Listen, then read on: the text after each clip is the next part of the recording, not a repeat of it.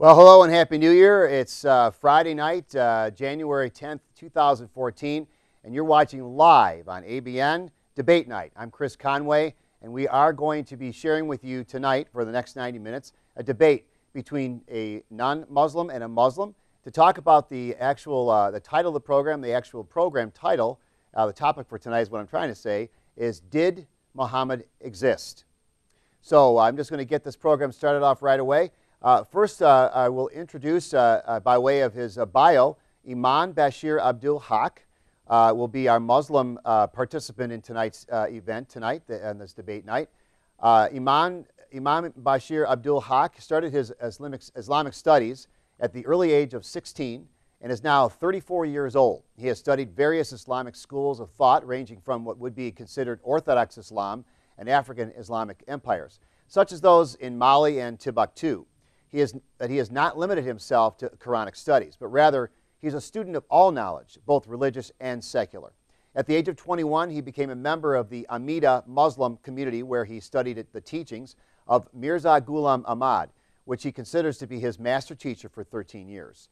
In October 2012, our illustrious brother recognized the dire need to reform in the African American and minority communities in the United States of America, which led him to founding the organization called the Lions of Allah, the People's Organization. Imam Bashir Abdul Haqq is known as Babyface Imam because of his boyish looks, but there is nothing childish about him. Imam Bashir has held lectures and marches for justice across the Eastern Seaboard, and he is certainly an up-and-coming leader, teacher, and guide in America. And that was taken from Imam's website. So we welcome Imam to the program.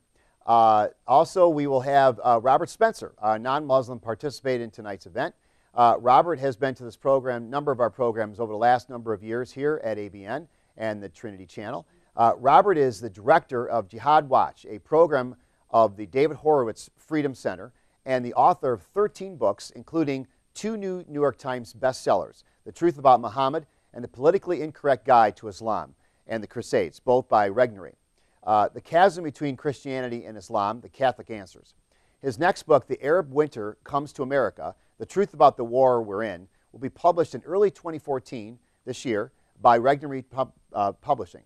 Spencer has led seminars on Islam and Jihad for the United States Central Command, United States Army Command, and General Staff College, the U.S. Army's Asymmetric Warfare Group, the FBI, the Joint Terrorism Task Force, and the U.S. Intelligence Community.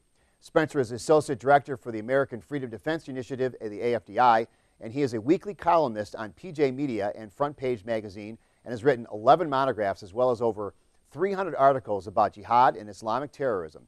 In addition to the above books, he is the author of Islam Unveiled, The Disturbing Questions About the World's Fastest Growing Faith. There's a number of books and a number of places where Robert has spoken and written, a number of television programs that he's been on as a guest. Certainly on this program here in our studios, he's been here many, many times. There's so many to go through. We won't go through all of them, but many of them are ones you may recognize, may be familiar with on a variety of major corporations, major stations like as MSNBC, CNBC, and Fox Network. So we won't get into all of those, but he's certainly a very prominent person in the community as he represents books about what's going on with Islam and how it's affecting our world.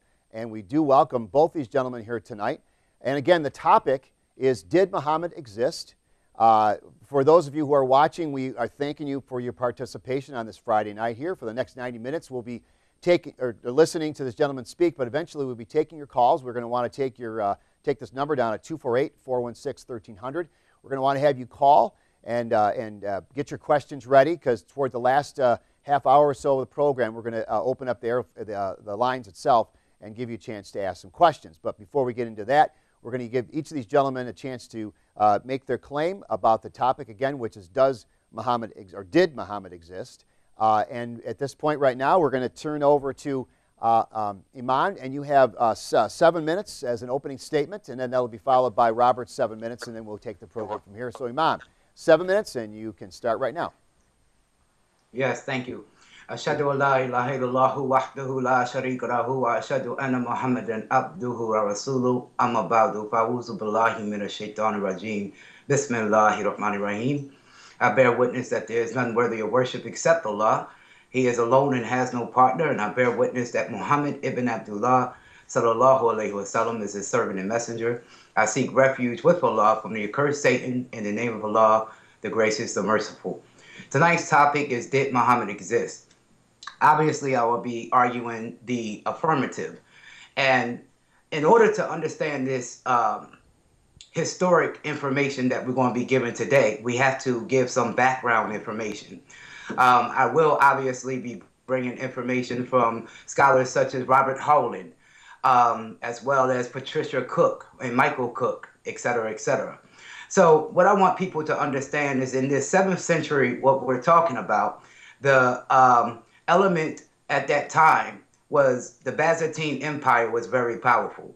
And at this time, you had monophysite and diophysite Christians, and they held many innumerable councils that argued over the divinity of Christ. Did he have one nature? Did he have two natures? Et cetera, et cetera. Now, when we understand their ideology, we know that from historical data, these people in the Byzantine Empire, which was essentially the Roman Empire, they essentially did not like those that were outside of their ideological beliefs.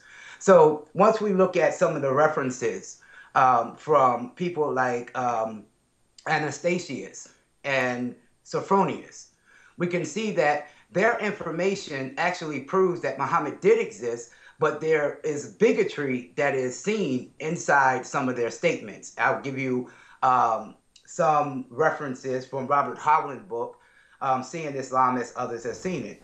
On page 100 and 101, he states that Anastasius, he puts out a message that, and this is a quote, he puts out the message that the Saracens are in the league with demons. Not well that the demons named the Saracens as their companions, as it was with reason. The latter are perhaps even worse than demons. Indeed, the demons are frequently much afraid of the mysteries of Christ. I mean his holy body, the cross, the saints, the relics, the holy oils, and many other things. But these demons of the flesh trampled all that is under their feet. Mock it, set it on fire, destroy it. Now, before I explain what that means exactly, Robert tells the people that Saracens is not referring to those Arabs that claim Islam. But if you open your dictionary and you look at the word Saracens, which I'm going to define right now, it says that it's a member of the pre-Islamic nomadic people of the Syrian Arabian deserts. Number 2, an Arab. Number 3, a Muslim, especially at the time of the Crusades. Middle English from the Old English. So Brother Robert uses semantics to prove his point that Muhammad, in fact, did not exist. But if we really analyze the culture that was established by the Byzantine Empire, these Romans, we can see that there was a hatred for these Arab people, and there was a hatred for those who were going against Christianity. If we look at Mr. Spencer's work and on page 120, and his and Robert Howland's work on page 120, it says this: the last folio of the manuscripts, this talking about manuscripts that's speaking about the Prophet Muhammad, may peace and blessings of Allah be upon him. He says it contains a list of caliphs down to Yazid ibn Abd al-Malik in 724. And going on through that page, the next paragraph, he says, in the year 945, in addition 7, on Friday the 4th, February 634 AD, at the 9th hour, there was a battle between the Romans and the Arabs of Muhammad. Now, I'm going to stop there just for a moment. Now, Mr. Spencer would say that, well, the word is actually Tayyi, and it has nothing to do with Muhammad ibn Abdullah, when certainly it does, and Mr. Horling explains this. Also, the letters MHMT that represent Muhammad sallallahu alaihi wasallam were in the manuscript as well. So he says in Palestine, 12 miles east of Gaza, the Romans fled, leaving behind the Praetorian Burden, 12, who killed the Arabs. Some 4,000 poor villagers of Palestine were killed. They're Christians, Jews, and Samaritans. The Arabs ravaged the whole region. And he says this is the first explicit reference to Muhammad in a non-Muslim source. And it is very precise, dating inspires confidence that it ultimately derives from the first-hand knowledge. So here we are, Robert Spencer will try to manipulate this in front of the people, but it's absolutely clear. And it does essentially relate to accounts of that you can find in the Ahadith. Now, if you look at Sironius, here's Sironius that we're trying to say that, his words are valid. But the validation here, we have to look past the bigotry here, because they are calling these people demons. They are calling these people barbarians. So they are not calling these people by their rightful names. And if we understand, historically speaking, European nations... Imam, you have 30 seconds. European nations have always expressed a hatred for people that was outside of their midst. So when we get back into this information, talking about the Hagarenes, talking about the Saracens, it's clear that they are making mockery of these people. And they say that these people have, in fact, came with their own religion, their own books, their own ideology. And there was a conflict between ideological beliefs. Okay, so, you know what, Imam, we're going to have to cut. Thank you so much for your opening statements at 7 minutes for you. And I will just also mention what I will do is give a little bit of warning, about 30 seconds or so before each of your segments is up, so that you have some warning. I apologize for not mentioning that sooner. Robert, we've started the clock again. You have 7 minutes. You can go right ahead, sir. Thank you, Chris, and thank you, Imam Bashir. The little bit of background is necessary. In debating the question, did Muhammad exist? What I mean to say by that, and what I meant in my book, Did Muhammad Exist?, book of that title, was to say that the Prophet of Islam, as explained in the Hadith, as we see in the many, many thousands of stories that are contained in the Hadith about him, has no historical basis. There may have been someone named Muhammad who was involved with some of the things that were ascribed to the Prophet of Islam ultimately. But the first biography of Muhammad that we have was written by Ibn Ishaq. Every single other biography of Muhammad that's been written since then, including my own, is based on Ibn Ishaq largely, as well as on the Hadith primarily of Bukhari and Muslim. Now, Ibn Ishaq wrote in the 750s, fully 125 years or more after the supposed death of Muhammad. Bukhari and Muslim date from the 9th century, even longer from the time that Muhammad is supposed to have lived. Now, that doesn't in itself necessarily mean that Muhammad as the Prophet of Islam did not exist. But the striking thing that you have when you look at the earliest sources is that there isn't any mention of him at all. Imam Bashir focused on the one manuscript from 634 that mentions the Tayyeye de MHMT. Now, the thing is, this is a Syriac manuscript. Syriac distinguishes between the letter that corresponds to the Roman letter T and the letter that corresponds to the Roman letter D. And so in the first place, it's not at all certain, and this is one of the great flaws of Robert Hoyland's book, is that he constantly assumes that when people speak about the Tayyeye or the Saracens or so on, that they're speaking about the Muslims, and he translates it that way. Actually, there's no basis to assume that the reference is to Muhammad at all. And corroborating that is the fact that there is simply no other mention in any contemporary manuscript at any time for many, many decades thereafter that says anything about what this Muhammad was supposed to be or what he was like. This is the problem. Sophronius did write extensively about the Arab invasion of Jerusalem. One of the striking things about it, he did write, you could even argue, I will even grant Imam Bashir's point that he argues with bigotry and hatred toward the invaders. But the fact is that there's a striking thing about what he writes, and that is that he never mentions that the invaders came with a new prophet or a new holy book or a new religion. Never once. Neither does any one of the people who write about the Arab invasions between the 630s and the 690s. Only in the 690s do we start to hear in the Muslim literature about a separate prophet named Muhammad.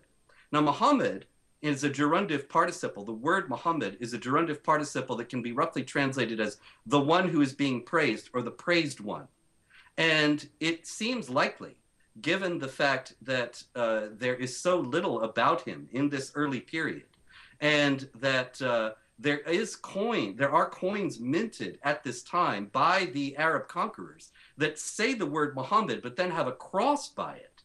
Now, of course, we know that Orthodox Islam rejects the cross, says Jesus did not die on the cross, and says that Jesus will come back and break all the crosses. So it's extraordinary to think that if these were Muslims who knew those stories, that they would have put crosses next to the name Muhammad on their money.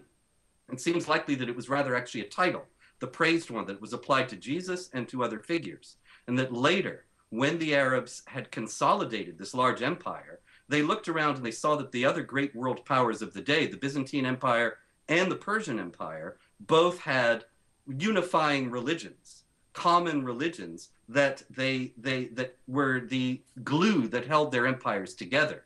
That they were empires of various nationalities, various classes, but when they enforced the single religion in the empire, that was its unifying principle. So the Arabs, in order to give their own new empire a unifying principle, took this various material, this usage of the word Muhammad, this the various stories about warrior prophets and so on, that were very inchoate, very vague, sometimes directly contradicting what was later ascribed to the Prophet of Islam, taking various Jewish and Christian sources and cobbled together the religion of Islam and the figure of Muhammad.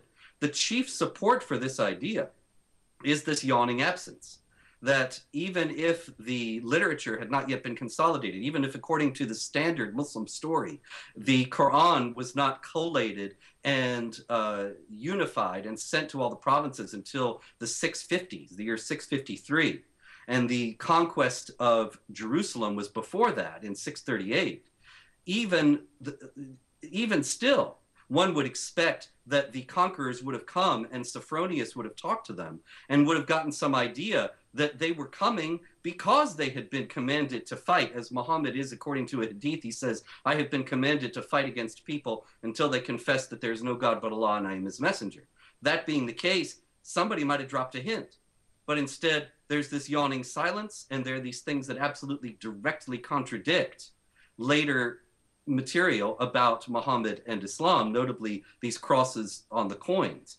And so it's a very strange thing. We have to either grant that Muslims existed, Islam existed, and Muhammad had existed, but the Muslims, even though they were conquering huge expanses of territory at the command of Muhammad, were absolutely silent about his own existence and their own inspiration from him and their own new holy book. And that they remained completely mum about this for 60 years plus. And that they hid these stories about Muhammad that later proliferated in the Hadith 150, 200 years later. They hid them, they never talked about them, they never gave any hint of their existence, and then suddenly they brought them out in the open much later. Or we can believe that it was all invented much later in order to give Robert, you have 30 seconds. Empire a coherence. And so that's a perfect place to stop. There are a few other things that are worth noting. One of the things is that the words used, Saracens, Hagarenes, Tayyeya, and so on, these are words that the conquered peoples used of the early Arab conquerors.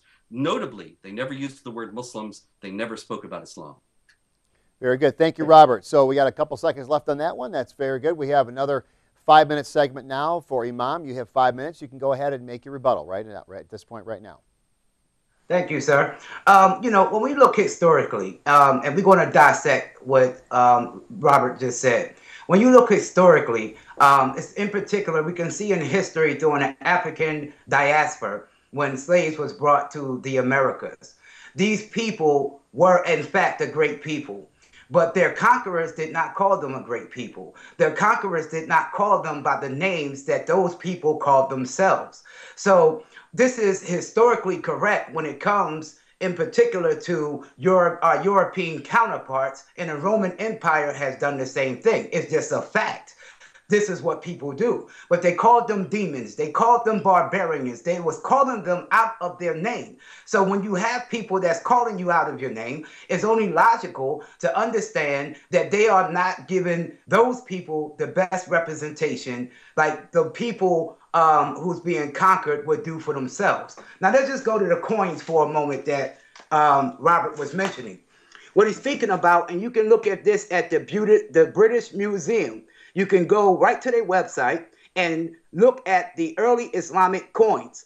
Now, what he's talking about here is this is a Byzantine coin, and it has the crosses here, as you can obviously see, and crosses here. And this is Latin written around this coin. However, when we go to when the Muslims started minting the coin, you can clearly see here that the cross was removed. This top piece remained, but the cross part that was on the last coin was here. Also, on these crowns, the cross were removed as well, and you have Islamic inscriptions there. So he's omitting the evolution of the coins. When we go to another coin, here is a coin depicting Abdul Malik right here. And over here, you can see they kept the steps and they kept the pole, but they removed the cross. And also, you can see the Shahada and the Kalima right here around the coin with the name Muhammad, as well as pronouncing that Allah, which is right there. So the question is, and we look at these coins, now these coins went directly to Arabic writing.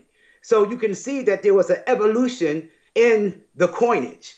So there's a lot of information being omitted with the coinage. So I just showed you, and you can go to the British Museum online, look at the evidence for yourself, and you can see that they removed the crosses from the coins. Now, if we go back into the Margarita, the papyrus in 642, you can see it's in Syriac and Maghrib. And it essentially, it uses the term muhajir or muhajirin, which is, we know, is an Islamic term.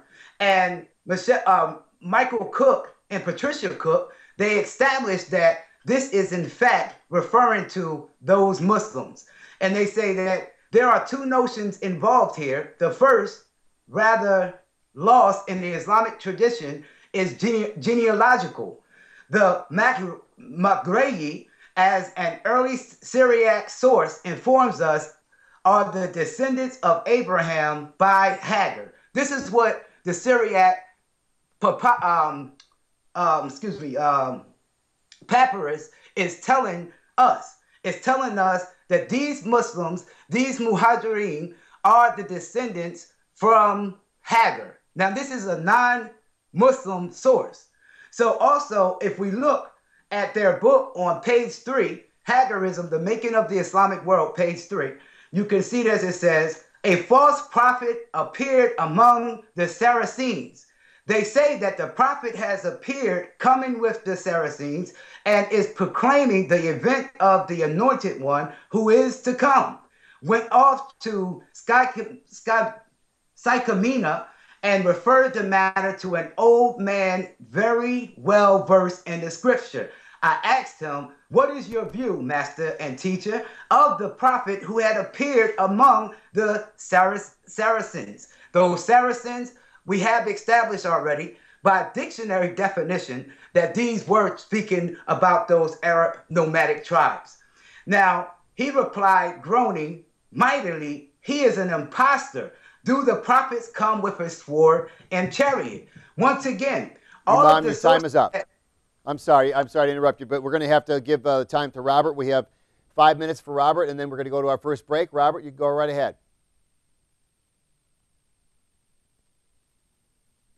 Anytime, Robert. Probably written by a Christian between the years 634 to 640. And so it's very early, and it does refer, as he was quoting, to an Arabian prophet, the prophet who has appeared among the Saracens. But it says that he was proclaiming the advent of the anointed one, the Christ who was to come. and also that he is alive and invading the Holy Land at the time of this writing. And so that those two things don't correspond to Muhammad, who's supposed to have died in 632, did not accompany the Muslim armies into Syria and Palestine in the 630s. After that, obviously, he was dead, and did not proclaim the advent of the Anointed One, the Christ who was to come. That was obviously a reference to the expected Jewish Messiah. And Christ is assumed as Al-Masih in the Quran. In Islam, this is not something that is a center of its preaching. So this just confirms what I was saying, that we don't see Muhammad, the prophet of Islam, here. Instead, we see somebody who has some resemblance to the prophet of Islam. We see a warrior prophet who is not named. We see somebody who is a prophet who is invading the areas of Syria and Palestine, and that is something that the Arabs certainly did, but after the time of Muhammad, whereas this prophet is doing it in this account, and so on. And so I think this is one of the things, one of the legends that was taken up to make the figure of Muhammad, but it certainly does not establish that Muhammad, as he is depicted in the Hadith and in the Sirah, as written in the 8th and 9th centuries, was going around in the 7th. There is absolutely no record of him. As far as the coins go, certainly, yes, there were coins at the time of Abdul Malik. Abdul Malik was caliph from 685 to 705. And yes, he did take the crosses off the coins. Now, I don't know how well this will show up, but I'll hold it up here. That's an earlier coin, and you can see that the cross is on the staff that the ruler is holding. And then underneath, you can see underneath the M on the obverse, it says Muhammad. And so that's Muhammad with the cross that I was talking about. Those coins date from before Abdul Malik. And the thing about it is that there was precisely an evolution in the coinage and in the understanding of what was going on at this time, precisely at the time of Abdul Malik. It's during the reign of Abdul Malik, we first start to hear about the Prophet of Islam as a specific individual, and start to hear about a holy book that is particular to the Muslims. Now, what's funny about this is that Abdul Malik was quoted as saying, I'm afraid that I'm going to die during Ramadan because I was born during Ramadan, I became caliph during Ramadan, and I collected the Quran together during Ramadan. Now, that's a very strange thing for him to say, because according to Islamic tradition, Uthman, his predecessor, collected the Quran together in the year 653, 40 years before Abdul Malik is talking. Now, if that were the case, then Abdul Malik would never have said that he collected the Quran together. But if it was Abdul Malik who was responsible, and there's a great deal more evidence for this, he's lieutenant and governor of Iraq, Hajjaj ibn Yusuf, people said the first time we started reading the Quran in the mosques was at the time of Hajjaj ibn Yusuf, and the Dome of the Rock inscription shows up with the reference to Muhammad as the Prophet of Allah in the 690s, same time as Abdul Malik. If Abdul Malik actually started the invention of Islam and the creation of Muhammad as a historical figure in order to buttress his empire, it would have been in his interests to invent the story of Uthman having collected the Quran together 40 years earlier, so as to give his own work the appearance of antiquity and authority. But if Uthman had collected the Quran together, then there's absolutely no reason for that tradition to have arisen that it was actually Abdul Malik who did it.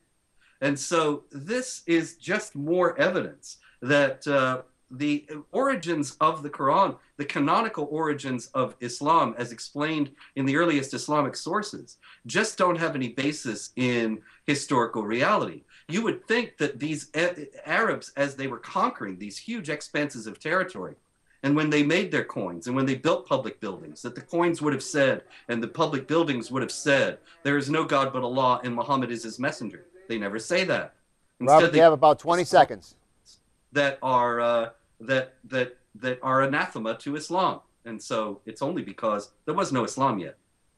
Okay, gentlemen, thank you very much. We've gotten through the first portion of our program tonight. We have roughly about an hour or so left, and we will go to a quick break. But I just wanted to let everyone know, our viewing audience out there, that for this next hour, we will not be on the digital satellite. We'll be exclusively on the internet, and you can go to the trinitychannel.com or abnsat.com to watch the rest of this program. We'll be taking a break, but also, just as I mentioned earlier, we'll be also taking your calls eventually at the number 248-416-1300. And again, the topic of this program is, Did Muhammad Exist? We'll have our two gentlemen continue with their debate program as we get into the next segment right after this break. Would you like to watch our English webcast live on abnsat.com? You can now easily view our English webcast channel live on abnsat.com. Simply go to www.abnsat.com and choose the icon Television Channels from the homepage menu. Then click ABN English Channel, or you can go to www.trinitychannel.com. We're always finding ways to make it easier for you to watch us on the web. Go to trinitychannel.com for more information.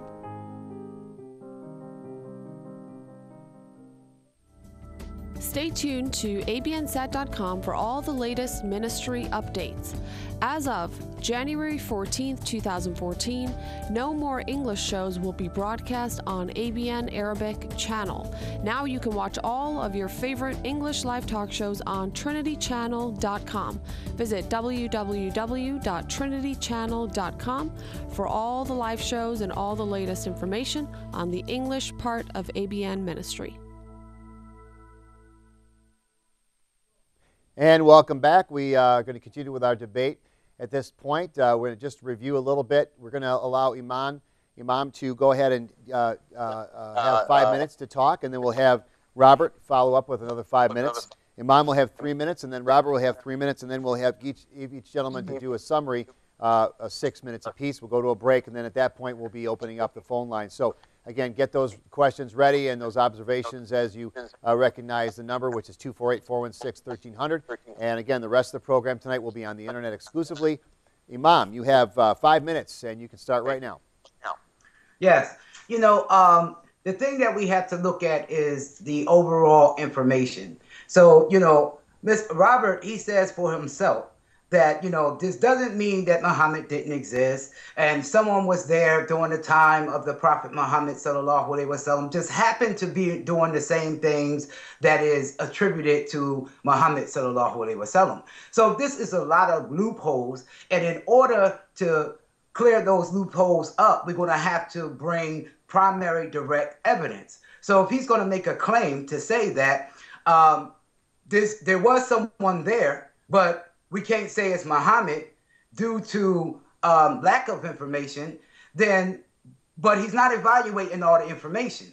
So which tells me that there's a biasness there already, and bigotry is going across the board, because these people obviously say that these Hagarenes, these Caesarians, they have a prophet, they have a teaching, they have their own spirituality. Now, when we go to the Gregory the Great, for instance, and if we look at Gregory the Great that reigned in 590 to 604, and then Constance II, who reigned from 641 to 668, during their literature, you can see that the Archdeacon Theodore, in the number 19, because there's different numbers there, and I'm hurrying fast so you can get the point, and you have to go get these books and study the information. But it says that the godless Saracens entered this holy city of Christ our Lord, Jerusalem, with the permission of God, and in punishment for our negligence, which is considerable, and immediately proceeded in haste to the place which is called the capital. They took with them men, some by force, others by their own will, in order to clean that place and to build that cursed thing intended for the prayers, and which they call a mosque. So, and that's on page 62 through 63. So when you analyzing this information, you can clearly see that there are places of worship during the time of the Prophet Muhammad, may peace and blessing of Allah be upon him, as well as after him, that is being developed. And if these places are being developed, if these people are seeing that these Arabs are coming with a new teaching, are coming with something that is contrary to their teaching, which is the divinity of Jesus Christ, then we must say that Muhammad, in fact, was the arbiter of that information.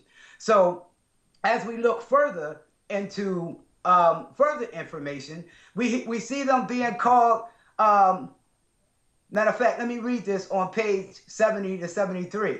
It says, the Byzantine armies arrayed against them, and in the fighting rise up the trophies and add the victory to victory. Moreover, they are rised up more and more against us and increase their blasphemy of Christ and the church, and uttered wicked blasphemies against God. These God fighters boast of prevailing over all, assiduously and unrestrainably limiting their leader, who is the devil, and who is the devil. So you see how they speaking about this leader? Do you see how they're speaking about these people? This is bigotry in the information. So it's obvious that things are being omitted for the simple fact that they are conquerors and they are looking down upon these Arab people. This is absolutely clear. So he calls their leader a devil. He says that their leader is essentially off the right path. He's not a true prophet. He's not a true messenger. So this is information explaining to us that those Muslims, those Arabs, did in fact have a leader that was leading them and bringing new information. As far as the Holy Quran is concerned, you can see even today, historically Imam, you have 30 seconds. Historically speaking, that the Quran is memorized. There's Muslims today that will memorize the entire Quran. So they would tell you that, well, there's no Quran until the mid-8th century or the early 9th century, you know, but the thing is that the Quran was memorized, and that's proof today by Hafiz of the Quran. And so we have to use all of the historical information, put it together, and make sense of the information. Okay, your time is up. Thank you very much. Robert, we've reset the clock, and it's you have 5 minutes. You can go ahead and start right now. Thanks, Chris. There's actually a glaring omission here on the part of Imam Bashir. He has said several times in his last statement that the early records do say that the Hagarenes or the Saracens or the Tayyaye, whatever they're referred to as, actually did have a prophet. I would ask him to quote that. He never did manage to quote it. He quoted a good bit of information about how they laid waste and how they were blasphemous and how they prayed, and nobody has denied that they prayed. They were actually pre-Islamic monotheists that had some elements of Judaism and Christianity in their religion, but it was not a religion that had a specific creed or a very organized character, and it was elaborated into Islam. But he actually says that I was saying that there was somebody around who did all the things that Muhammad did. I didn't say anything remotely like that. There are some people around who did some small number of the things that were later taken and ascribed to Muhammad. But the vast majority of the material about Muhammad was invented in the 8th and 9th centuries, as even the Muslim scholars themselves acknowledged. The Imam Bukhari, for example, collected 300,000 stories about Muhammad, hadiths about Muhammad, of which he determined through various means that only 3,000 were authentic. So he himself was acknowledging, in other words, that 297,000 stories about Muhammad had been faked. And I'm saying that he was essentially right, only he was about 3,000 off. The whole thing was faked. And the primary evidence for that is that there's just no mention of any of it before this. It wasn't just that the Quran was memorized, instead it was never quoted. Hafiz today, people who have the Quran memorized, they always go around quoting it and applying it to opposite situations in their day-to-day experience. The Muslims are never recorded as having done that. And see, the fact that the literature against them is hostile, or as Imam Bashir says, full of bigotry, would not mean that they would never make any mention of Muhammad or the Prophet or Muhammad or Islam or the Quran had they existed, because they would have done their best to tear them down. After all, John of Damascus, writing a bit later, does indeed attack many Islamic doctrines head on and many elements of the Quran head on, although it's noteworthy that even the way he describes the Quran in the mid-8th century does not correspond to the Quran as we have it today. Maybe he got it all wrong, or maybe there was not the Quran as we have it today as of that time. In any case, The fact is that this was a very polemical age and a highly charged environment in which there was a great deal of intellectual give and take.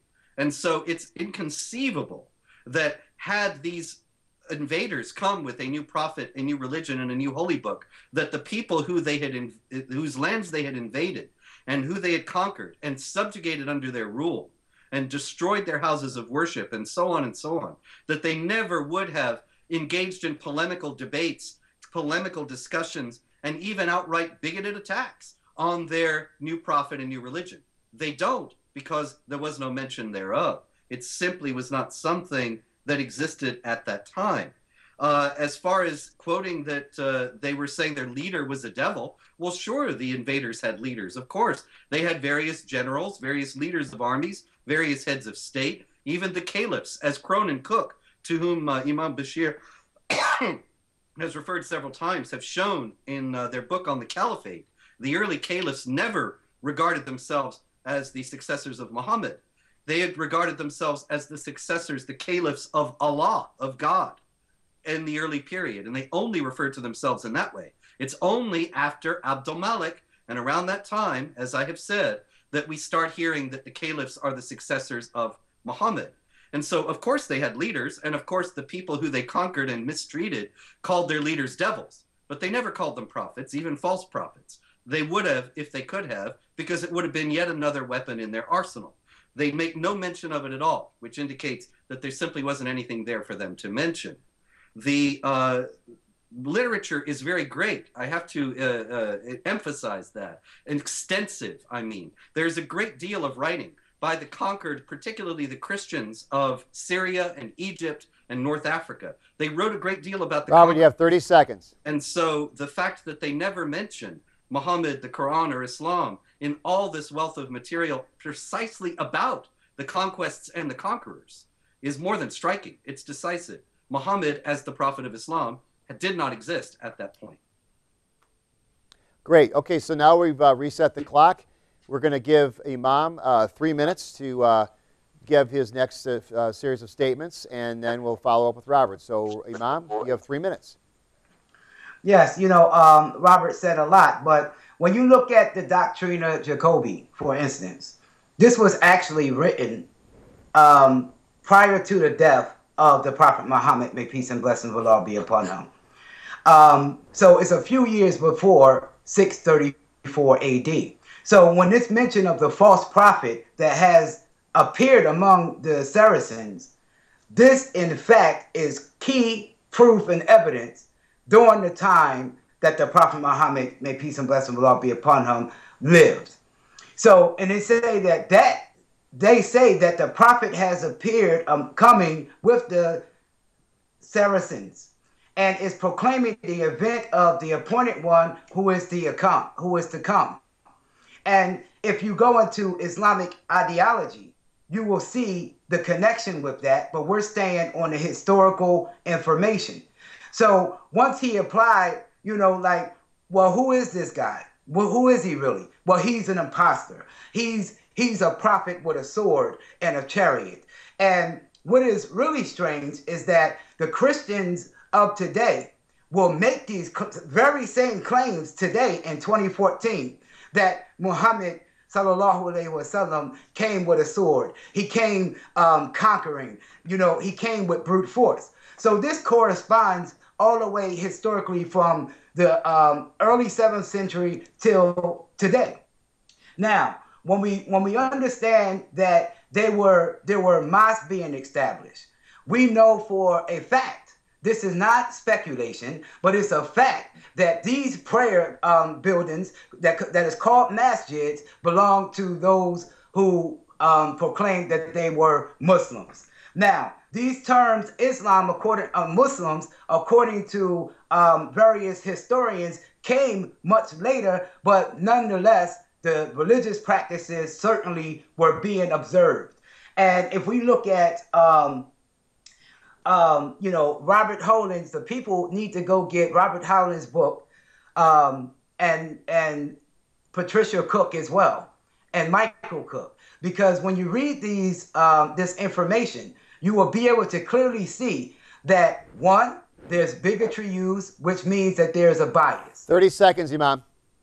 That means that there's a bias. And if there is a bias, and if there is a hatred of the people, you're going to have to read through that. But we have clearly came and shown historical documentation that is referring to these Hagarenes, that is referring to these Saracens, and that the scholars have admitted that they are, in fact, speaking about those Arabs at that time and day. Robert, I'm sorry, Imam, your time is up. Robert, we're going to give you 3 minutes. You can start right now.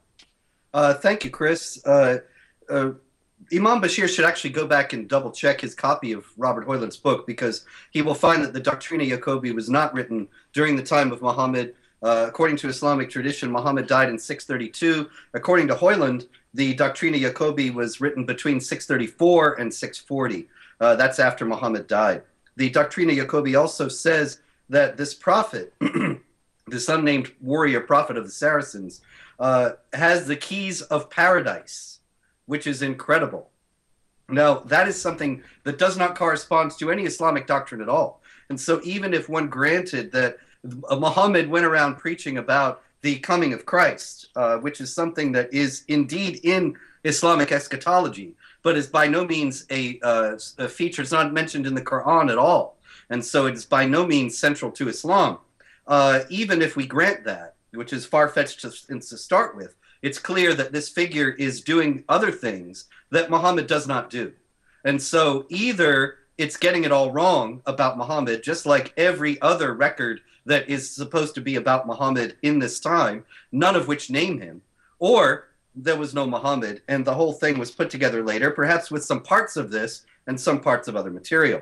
As far as, I also have to unfortunately correct, with respect, Imam Bashir, the scholar that he is quoting or referring to repeatedly is Patricia Crone, not Patricia Cook. The confusion comes from her having co-written the book Hagarism with Michael Cook. It's Patricia Crone and Michael Cook. Now, as far as Crone and Cook's book goes, I would also invite him to go back and read that entire book, because Crone and Cook postulate, on the basis of some of the information that I have given tonight, and on a great deal of other information, for example, that Mecca was never the center of a trade that it is purported to be in the Hadiths and in the Sirah, that the canonical story of early Islam has no historical basis.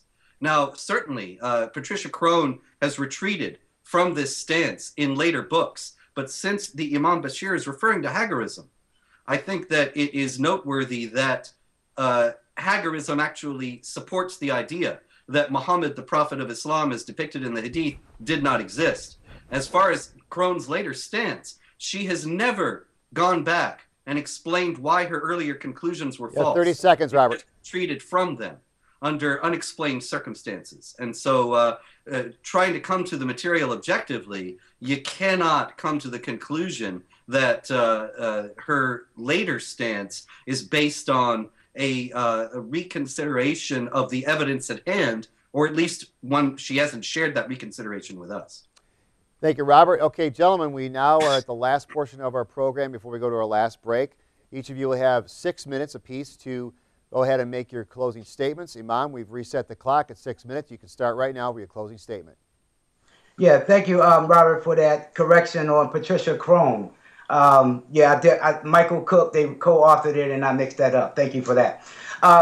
Nonetheless, if we, in Hagarism, the making of the Islamic world, it's very interesting because the point is being made that perhaps the hadith are, not as accurate as one may think. And this is not something that is strange to me, because I understand the system of validating what hadiths are sahih, or what which is authentic, which ones are weak, so on and so forth. But if we look at their sources and understand what they are saying, and I'm going to quote one more time on page 8 and 9 of Hagarism, she says, our sources, however, reveal an earlier designation of the community, speaking of the Muslim community, and one which fits well with the context of ideas presented by Sabius. This designation appears in Greek as Margaritia, in a papyrus of 642, and in Syriac as Margaret or Margareyi from as early as 642. The corresponding Arabic term is Muhajirin. These are two notations involved here. The first, rather lost in the Islamic tradition, is genealogical. The Mahgreli, as an early Syriac source, informs us are descendants of Abraham by Hagar. But alongside this ascribed status, there is also an atoned dome, which is fully preserved in the Islamic tradition, the Muhajir. So the Muhajir are those who take part in a hijrah or an exodus. So when you look at that information, you have to say to yourself, well, here is historical data that's saying that these people in Syriac, these are Syriac people telling them that, listen, Muhammad people, in fact, did exist, and they were of Ishmael. They were the people of Ishmael. And of course, the Christians of that day claimed to be a part of that lineage of the Bani Israel, or the children of Israel.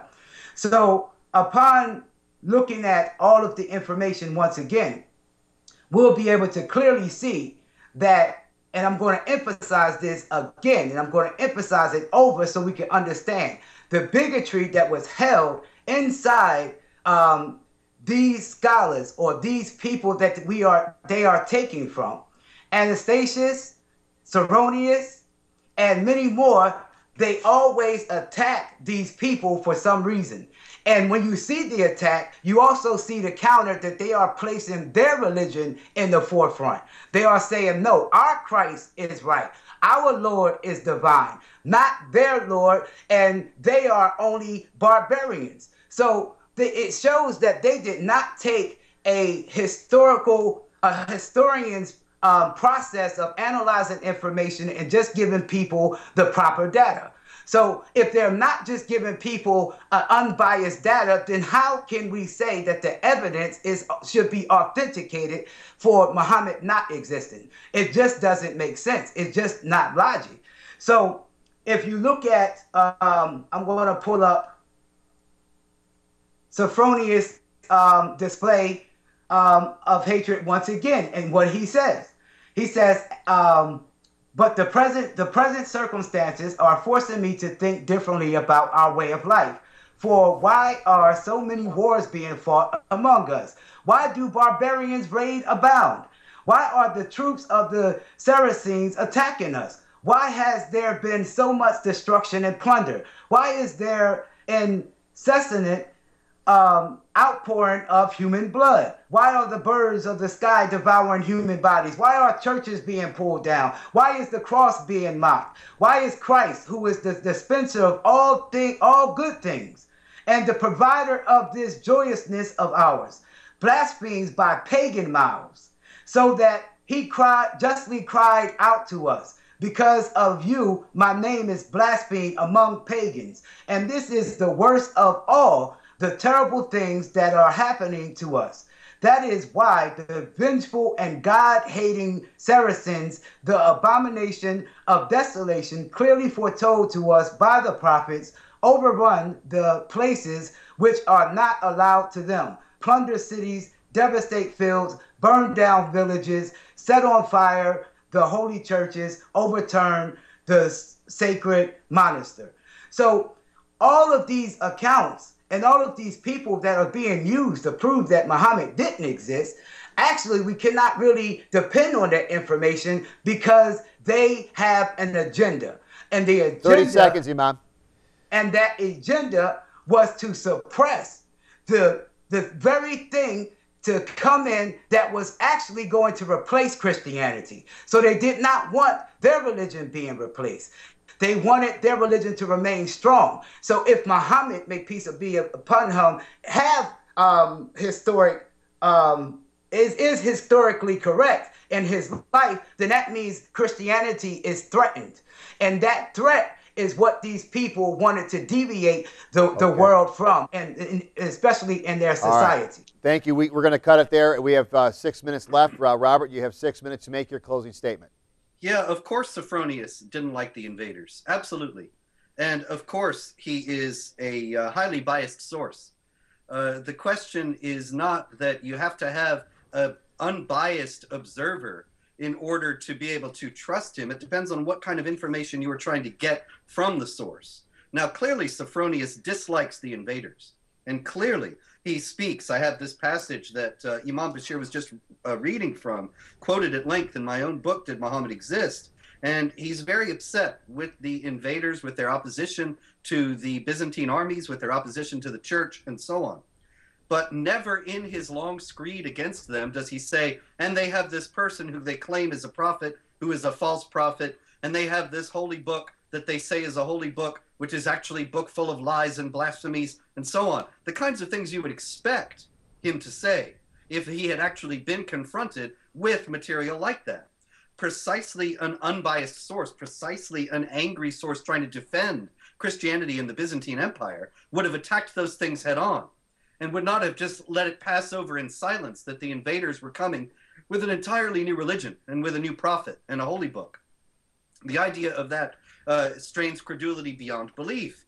As I said before, it was a polemical age and a polemical time. And it is precisely because Christianity would ultimately be challenged by Islam that somebody like Sophronius, who is the Patriarch of Jerusalem, the leading bishop in that area, the leading Christian leader in that area, would have been anxious to defend Christian doctrines against their attacks in Islamic doctrine, in the Quran, in the statements of Muhammad. He never did so because they hadn't been invented yet. Those things didn't exist yet, and he shows no awareness that they existed. Neither does anyone else at the time of these conquests. Here also is an example of what happens in the Islamic literature. Ibn Haqq, in the 8th century, the first biographer of Muhammad, he writes this. This is just one little story about one little thing that happened in Ibn Ishaaq's very large book. Meanwhile, the messenger of God, that's Muhammad, had sent Sa'd ibn Abi Waqqas on campaign with 8 men from among the Muhajirun. He went as far as Harar in the Hijaz. Then he returned without having had a clash with the enemy. End of story. Now, very brief account of a battle that didn't happen, essentially. We'll take the same account of the same battle in Al-Waqidi, who wrote in the 9th century and depended upon Ibn Ishaq as his source. Then the messenger of God appointed Sa'd ibn Abi Waqqas to the command against Qarar, Qarar being part of Jufa near Qum in Dhul Qada, 18 months after the hijrah of the messenger. Abu Bakr ibn Ismail ibn Muhammad said on the authority of his father, on the authority of Amir ibn Sa'd, on the authority of his father, the messenger of God said, O Sa'd, go to Qarar, for the caravan belonging to Quraysh will pass through it. So I went out with 20 or 21 men on foot. We would hide during the day and travel at night until we arrived there on the morning of the 5th day. We found that the caravan had passed through the day before. The messenger had enjoined upon us not to go beyond Qarar. Had we not done so, I would have tried to catch up with it. Notice how Al-Waqidi knows so much more about this expedition 50 to 75 years later than Ibn Ishaq did.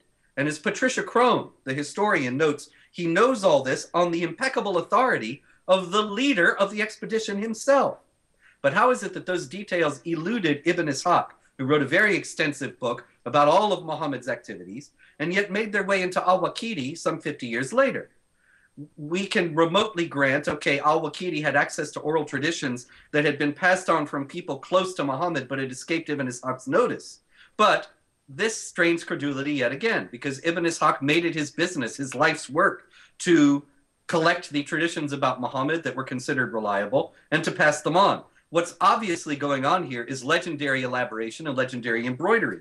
And the reason why those 297,000 hadiths that Bukhari found that were forged, had been forged, was because once the figure of Muhammad was invented, then people began to invent stories about him to support their own positions, and warring factions within the Muslim community would invent wholly contradictory stories in which Muhammad says one thing, and then you find another hadith in which he says exactly the opposite. And this is because this is a clear indication that either the man never made up his mind, or he was a legendary figure being manipulated for contemporary political purposes. For example, he says, let me see if I know I had this bookmarked and time is running out. He says that there are hadiths in Bukhari that say that the Prophet performed ablution by washing the body part only once. Then there are others that say the Prophet performed ablution by washing the body parts twice. There is one that says Muhammad disapproved the drinking of water while standing. And yet another that says Muhammad drank water while standing. It says in one place that Muhammad forbade the killing of women and children in warfare. We hear a lot about that one. But in another, he says, when asked about the women and children who were among pagans who were being attacked, he says, they are of them. In other words, they're all polytheists, they're all pagans, you can kill them. 30 seconds. 30 seconds. Flat contradictions indicate that this was a figure who was the creation of various committees, and that the various committees disagreed with each other, so they made him say things that contradicted each other. And then Islamic jurists go into all this massive material and pick out ones that they think are authentic based on a chain of transmitters. Chains of transmissions can be invented just as easily as the stories could. Thank you, Robert. Thank you, Imam, and thank you for participating in this debate. We will go to a quick break, but soon after that, we'll be taking your calls again, 248-416-1300. We welcome you to start calling right now and get your calls in for the Imam or for Robert, as we'll be continuing our discussion tonight. Did Muhammad exist? We welcome your questions, and we appreciate your viewing. Stay with us. We'll be right back after this brief break. من جديد برامجنا المباشرة لعام 2014 برنامج ترنيمتك.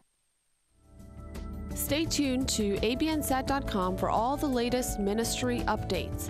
As of January 14th, 2014, no more English shows will be broadcast on ABN Arabic channel. Now you can watch all of your favorite English live talk shows on trinitychannel.com. Visit www.trinitychannel.com for all the live shows and all the latest information on the English part of ABN ministry.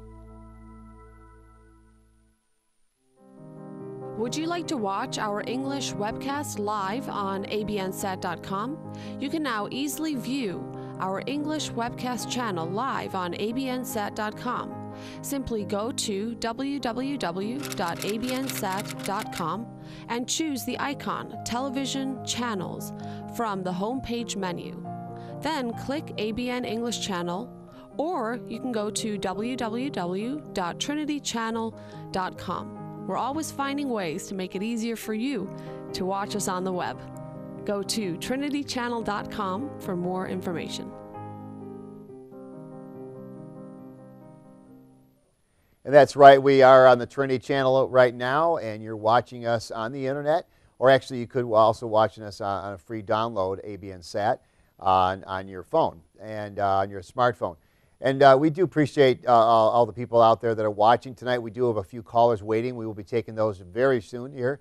But again, we welcome anyone else that is out there. Again, the number 248-416-1300. We appreciate your participation in this program as we have these two gentlemen here debating, did Muhammad exist? We have got our first caller. Barry, talk to us. Who do you like to speak with? What's your question? Gentlemen, thank you so much. I am supremely honored to be able to listen to both Mobin and Robert speak. Thank you very much for being able to present programs like this. I just have one simple question for both Mobin and Robert. I think one point, as far as when you're talking about warfare in the Quran, that has not been addressed at this point, and Mobin, I'm kind of disappointed that you didn't bring it up first. And that is the two abrogation verses that are in the Quran, and how those abrogation verses apply to, Mobin, what you were saying on how to justify there is no violence, and I think I know how Robert's going to address this. But I really think the abrogation verses are supremely important when we're talking about whether or not warfare is called for in the Quran.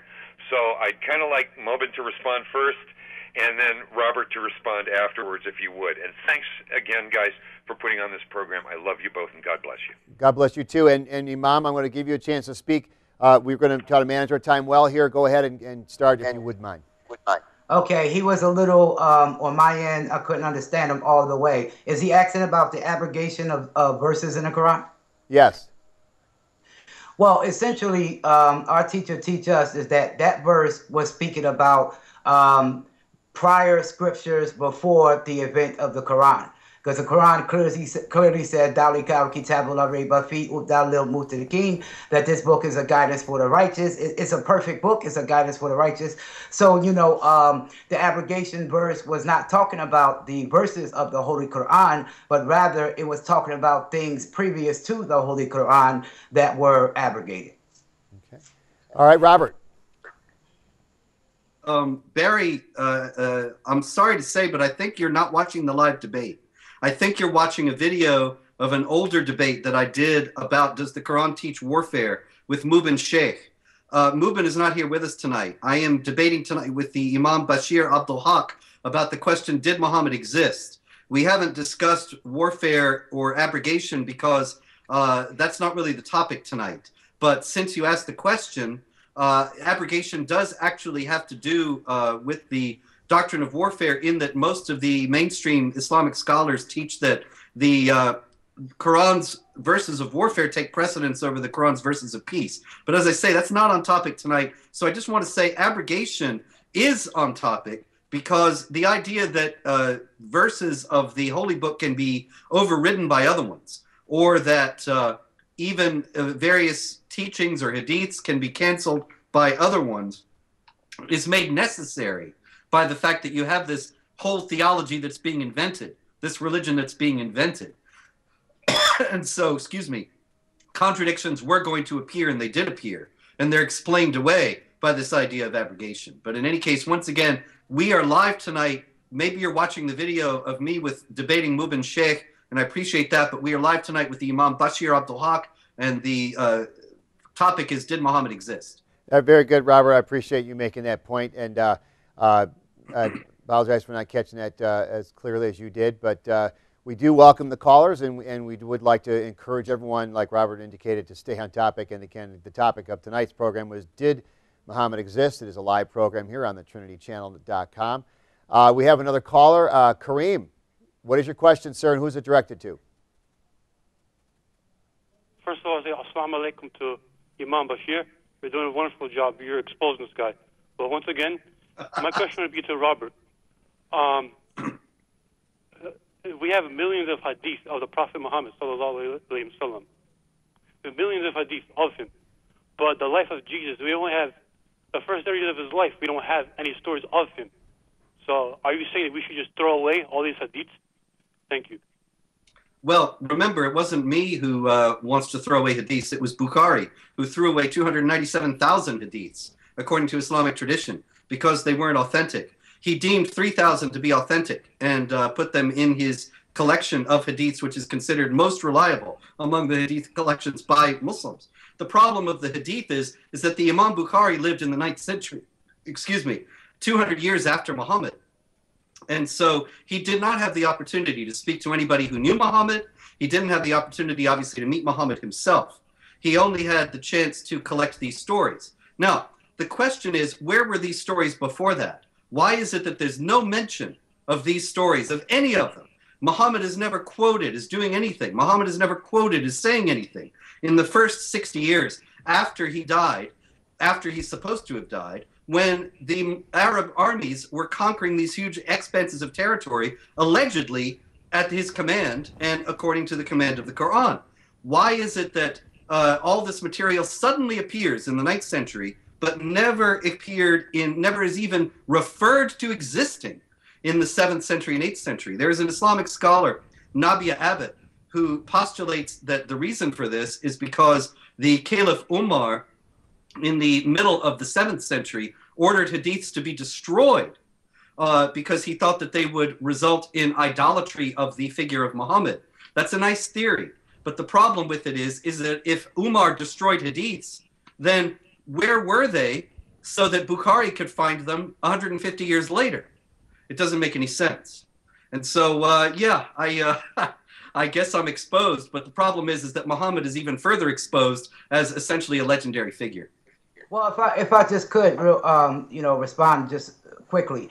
Well, a couple of things is not being understood, and one thing that's not being understood is oral tradition. Oral tradition is something that is a reality.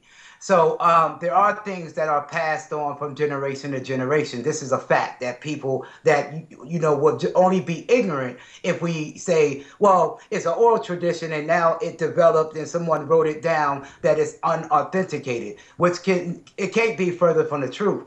But there's still this insinuation that Muhammad sallallahu alaihi wasallam did not exist in your very comment. But when you look at the people saying that, the God fighters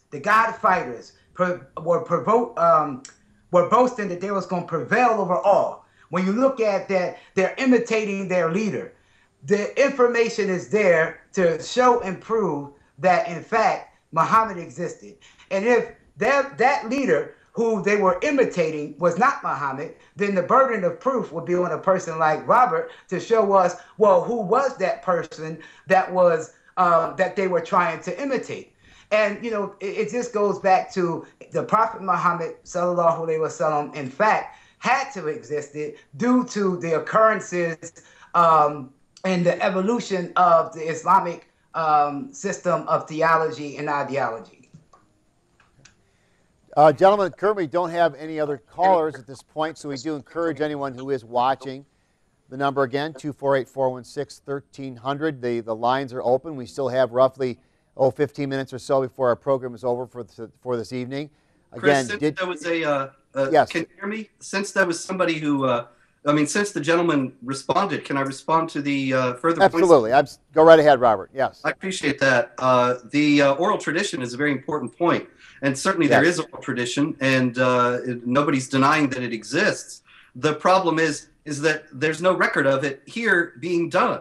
It's not just that there are no written records. I mean, obviously written records are all that are going to survive, but there's no written record of anybody saying anything about Muhammad. And it strains credulity here again, that all these invaders, supposedly energized by the Quran's commands of conquests, by Muhammad's commands of conquest, that they went into these lands and conquered, but they never said anything to the people that they were conquering about why they were doing it or who had inspired them. And this leader that is spoken of that they imitate, well, obviously, those were the leaders of the armies and the governors of the areas and the various caliphs. There is no indication in any of the references to those leaders that the leader styled himself a prophet. And that's the big hole in all this. And if these oral traditions existed at the time, and that didn't just start to be invented in the 8th and 9th centuries, then it's exceedingly curious that nobody on either side, neither the Arabs nor their conquered people, made any reference to their existing, made any reference to the idea that they had a new prophet or a new religion at all. Thank you, Robert. Would you like, Imam? We do have a caller. We will go ahead and take this next call. I'm not sure who is calling in. What's your name and what's your question? Yes, Kareem. hello. It's me. Yes, hello? Hello. Yeah, hello. Can you hear me? I can hear you. What's your question, Kareem? Yes, this is me, Kareem. Yeah, back again to Robert. So you're saying because of the fact of whoever it was that threw hundreds of hadiths, that this would disprove the life of the existence of Prophet Muhammad. But what about in the Council of Nicaea, where people had debates of different Bibles, and many Bibles were burnt? So should we say because of that Jesus didn't exist? Thank you. That's fictional. That didn't happen. The Council of Nicaea didn't deal with the Bible. That comes from Dan Brown's novel, The Da Vinci Code, but there's no historical basis for it. You can find the proceedings of the Council of Nicaea. They're public. They've been in print since the year 325 AD, 1700 years ago, and they have not been tampered with. There are plenty of manuscripts, plenty of references to them by all parties concerned, unlike Muhammad and Islam. And so you can find what the Council of Nicaea did, and it didn't do that. But in any case, we're not arguing about the existence of Jesus. If you want to have a debate with me about whether or not Jesus existed, that would be fine. But that's a separate question. And we would approach it in exactly the same way. We would look at the historical records and evaluate their various weight and come to a conclusion. That's what I'm doing here. And the fact is that the stories about Muhammad don't even begin to be mentioned until the middle part of the 8th century, 125 years after he died. We get a tremendous proliferation of them about 200 years after he died. The question is, where were all these stories before that? And why does nobody ever mention any of them or the fact that they existed? That's the big hole in the canonical story, Islam's canonical story of its own early origins, that blows the whole thing apart. Imam, would you like to respond at all to that? Yeah, I mean, there's a lot of things that's being omitted. And the thing that we have to understand when we're evaluating these sources, and it's amazing that Robert is using the very same sources that I'm using, and we having a conflict. But if we really truly understand the nature of these sources, he says, well, there's a mention of Muhammad, which I mentioned, in the year 634 at the 9th hour, there was a battle between the Romans and the Arabs of Muhammad.